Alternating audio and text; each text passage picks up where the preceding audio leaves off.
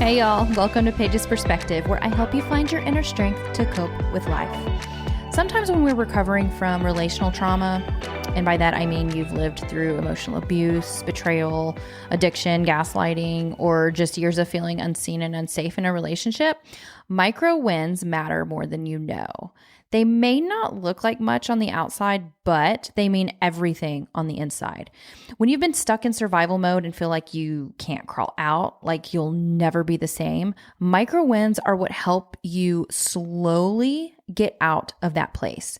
You don't get immediate relief with these wins, but over time, with consistency and repetition, your body starts to feel safe again. And with that safety comes more clarity.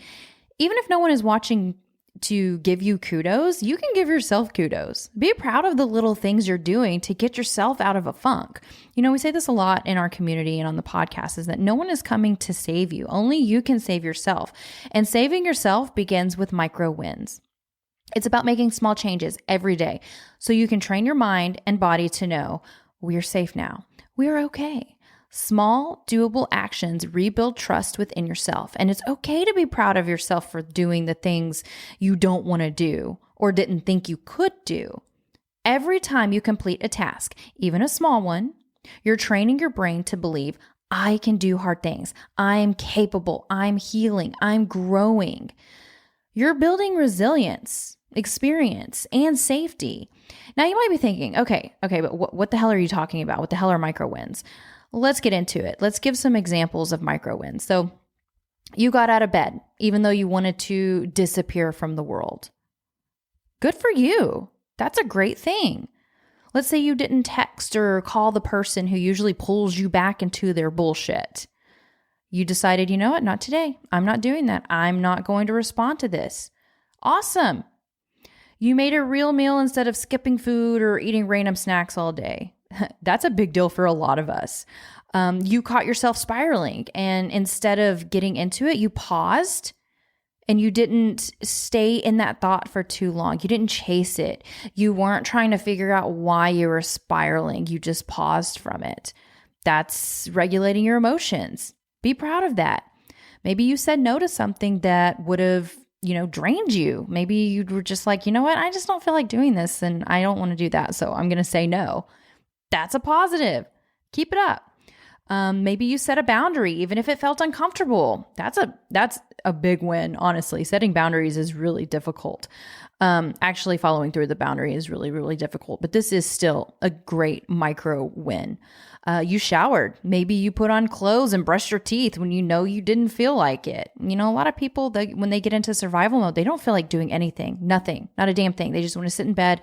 It's not like they want to sit in bed. It's that their body just feels like they can't get out of bed. They feel like this is, they can't even approach the real world. I feel you. Gosh, I feel you. I've been there before. Maybe you stopped mid-scroll. You closed the app and chose to be you instead of staying in that comparison trap of people in the highlight reels of social media. Maybe you didn't over-explain or apologize for your feelings. Maybe you figured out how to fix something yourself when someone else used to do it for you. Maybe you folded the laundry that's been sitting there for days. Maybe you made your bed. Maybe you opened the mail instead of ignoring it again. Maybe you decluttered a small space or a drawer. Maybe you paid a bill on time, even though money stuff is triggering to you. Maybe you tidied up before bed instead of letting everything pile up and you wake up to a super messy house in the morning, which just gives you even more anxiety. Maybe you followed a small routine, even just waking up, stretching, brushing your teeth, drinking water, and doing, what you needed to do. For some people, you might hear this list and it's not like, okay, that's not a big deal. You're living your life. But for those of us who have been living in survival mode or who have been impacted by a spouse or partner who struggles with addiction or has narcissistic tendencies, these micro wins are a huge deal. When we create the routine of doing these things over and over again, our mind and our body start to crave the structure because that structure creates safety. And when you feel safe, you can finally start making decisions that align with your values and you start to feel better. You get to have more clarity. Safety is everything. That's why we have the Independently Strong program. If you're looking for support and community while you do this healing work, we've got you. We host weekly calls with topics just like this one, and it's honestly incredible to see the growth in people who started out feeling really confused or frozen or just stuck in dysfunction.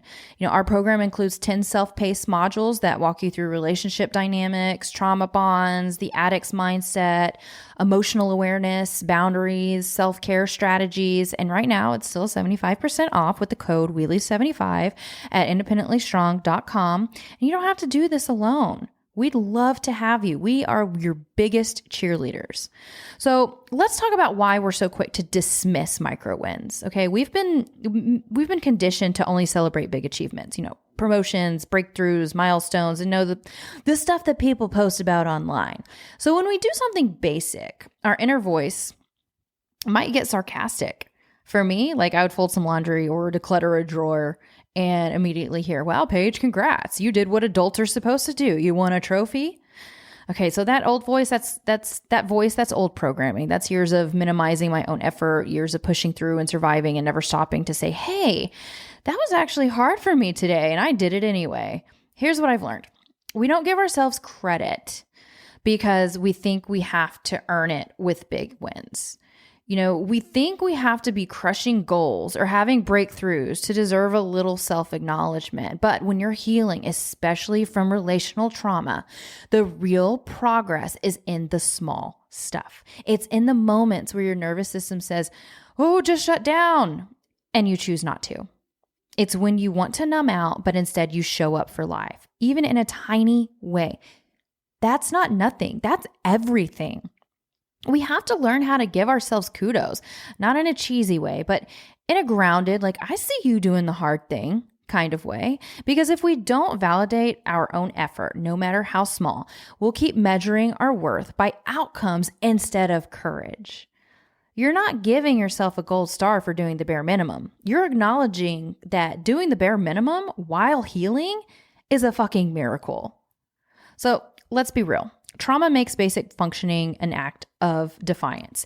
If you've been living in survival mode, constantly on edge, managing someone else's emotions, doubting yourself, or recovering from betrayal, even brushing your teeth or answering an email can feel like climbing a mountain. So no, we don't praise these things because they're impressive by society standards. We acknowledge them because they were done despite having brain fog, being emotionally overwhelmed, feeling shame, being scared, being hypervigilant, or, that voice that just says, why bother? You're doing these things despite the way that you're feeling and what you're dealing with, because you know that your future self is going to thank you for it. Self-care is doing the hard things now that will benefit you in the future. So for me, healing didn't come from one giant decision. It came from small shifts over time, consistently showing up for my mental, emotional, spiritual self-care. And I had to work on those things before I could even think about going hard in the physical category. Yeah, I did some physical stuff here and there while I was working on that, but my nervous system was shot. If I had tried to go too hard, too fast, I would have spiraled. But when I was ready to take on my physical healing, I went all in because I had already built that foundation with micro wins. So how do you start tracking your micro wins? Keep a note on your phone. Title it proof I'm growing, proof I'm healing, something like that. And every night, write down 2 micro wins, even if it's just, I got out of bed, I didn't text them back, I said no, I didn't spiral. These are huge for those of us who feel like we're drowning in life. And tracking these little wins helps your brain rewire. It reminds you that you are making progress. It keeps you from giving up when the big picture still feels foggy. Post about them in the Facebook community. You're going to receive so much validation and understand that you have a group of people who get you and they're cheering you on. You are stronger than you think. You don't need a major breakthrough today. You just need one act of courage, one win, and then another. If we're not careful, we'll stay in survival mode so long that we forget what it's like to live. Keep going. Keep stacking the small stuff. Eventually, you'll be able to do hard things with ease because you've built the trust, the confidence, and the safety to do them. Start rebuilding one tiny step at a time and keep going. I see you. I feel you. I know you may be struggling, but you can save yourself. And by the way, listening to this podcast, that's a micro win because it means you're awake. It means you're trying. It means that you're not alone. You've got a whole crew of cheerleaders rooting for you.